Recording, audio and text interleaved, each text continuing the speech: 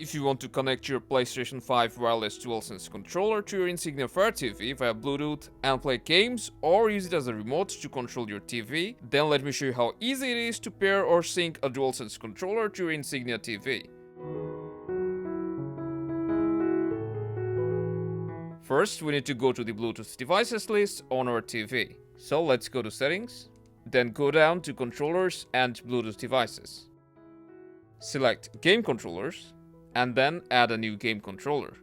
So let's grab our PS5 DualSense Controller and get it into the pairing mode by pressing on the Share and PS button together until the blue light starts blinking rapidly. And as soon as it gets into the pairing mode, it will appear in the device list.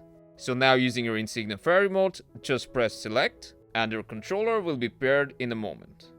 Now you can start using the controller right away and move around our TV using it, or play our favorite games. So that's how simply you can pair a PS5 DualSense controller to your Insignia Fire TV. If you found this video helpful, make sure to stay tuned for more, and I'll see you again later.